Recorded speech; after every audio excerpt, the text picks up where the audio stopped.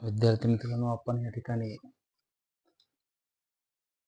प्रश्न क्रमांक 3 बी board question paper या ठिकाणी गणित भाग 1 2025 मार्च प्रश्नपत्रिका अभ्यासत आहोत.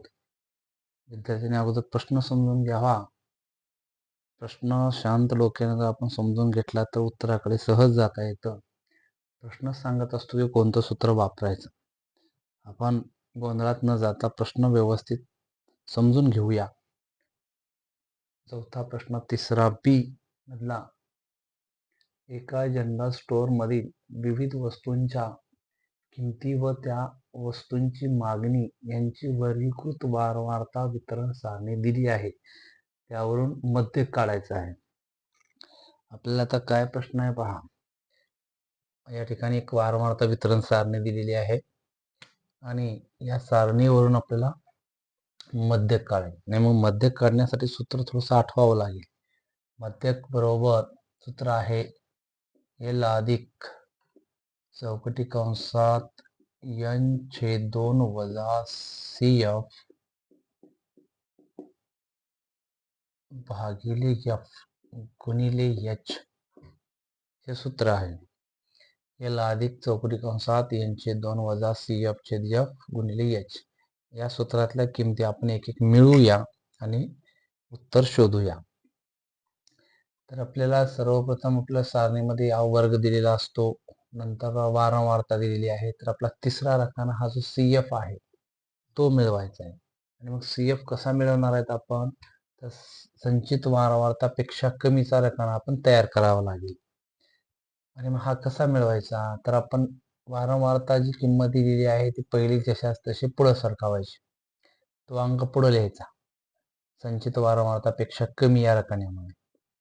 त्यानंतर त्या रकान्यामध्ये पुढची वारंवारता मिळवत जायची, बेरीज करत जायची.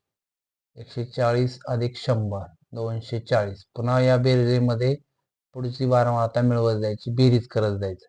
240 मध्ये 80 मिळवले 320. पुन्हा 320 मध्ये 60 मिळवले 380. 380 मध्ये पुढची वारंवारता. तर आपलं उत्तर चुकलंय का बरोबर आहे हे पाहण्यासाठी आपल्याला जर वारंवारतेची एकूण बेरीज आणि आलेल्या उत्तराची बेरीज ही जर सारखी आली असेल तर या ठिकाणी आपलं उत्तर बरोबर आहे. नाहीतर मग कुठेतरी बेरीज चुकलेली आहे असा निष्कर्ष काढावा लागेल. आणि मग हे 400 म्हणजे उत्तर बरोबर आहे. मग आपल्याला संचित वारंवारतापेक्षा कमी हा रकाना आपण मिळवला बेरीज करू करू. फार सोपी आहे ही पद्धत. त्यानंतर आपल्याला काय करावं लागेल, मध्यक वर्ग शोधावा लागेल. आणि मग मध्यक वर्ग कसा शोधायचा, तर तुम्हाला हे समेशन ऑफ Fi म्हणजेच ही किंमत n असणार आहे आणि n/2 या किमतीवरून आपल्याला मध्यक वर्ग शोधता येतो.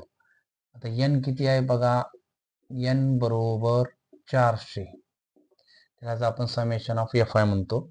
वारंवारता एकूण वारंवारतेची बेरीज भागिले सूत्रामध्ये काय n/2 आणि म्हणून 2 न भागला आपण n ला. 400 भागिले 2 म्हणजे 200. आपल्याला ही संख्या मध्यक वर्ग मिळवून देत असते. आणि मग n/2 म्हणजे 400 भागिले 2 200. 200 ही संचित वारंवारता पेक्षा कमी या रकान्यामध्ये तो अंक कुठे पाहावा लागेल, तो शोधावा लागेल. आणि 140 पेक्षा तो पुढे आहे आणि म्हणजे तो 140च्या पुढे म्हणजे 240 या रकान्यामध्ये तो येऊ शकतो आणि म्हणजेच आपला हा मध्यक वर्ग असेल. त्याला आपण चौकट करू शकतो असे. मध्यक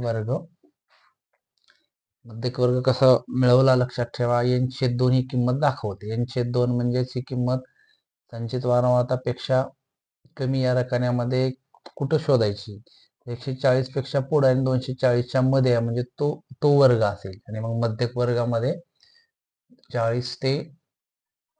20 ते 40 हा मध्यक वर्ग आहे.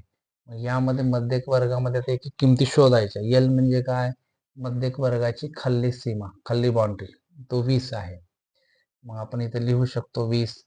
n/2 किंमत मिळवली. एक एक सूत्रातल्या किमती शोधूया. CF म्हणजे मध्यक वर्गाच्या अगोदरची किंमत संचित वारंवारता या रकान्यामध्ये. आणि मग हा रकान्यामध्ये कोणती 240 पेक्षा कमीची ती 140 येईल. CF तिथं लिहूया आपण. त्यानंतर F म्हणजे मध्यक वर्गाची वारंवारता. ती F काय इथं आपण लिहू शकतो या रकान्यामध्ये. F म्हणजेच मध्यक वर्ग आहे 20 ते 40, या वर्गाच्या पुढची वारंवारता म्हणजे F आहे. त्यानंतर H म्हणजे या ठिकाणी वर्ग अवकाश कितीचा आहे. 40 मधून 20 गेले तर 20.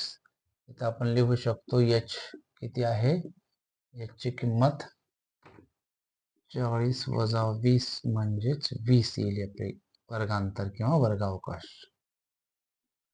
या किमती सगळ्या आपण या सूत्रात ठेवूया आणि उत्तर मिळवूया.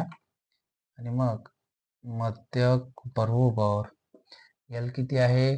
मध्यक वर्गाची खाली सीमा 20 अधिक n/2 किती आहे 200 आपण मिळवलेला आहे. वजा CF किती आहे ते पण मिळवलेलं आहे 140 चौकटी कंस बंद गुणिले F किती आहे वारंवारता ती पण मिळवलेली आहे गुणिले H 20. आपण हे कॅल्क्युलेशन करूया. अगोदर चौकट सोडूया. 200 मधून 140 गेले किती राहिले हो तर 60 राहिले. भागिले 100 गुणिले 20 जशास तसे.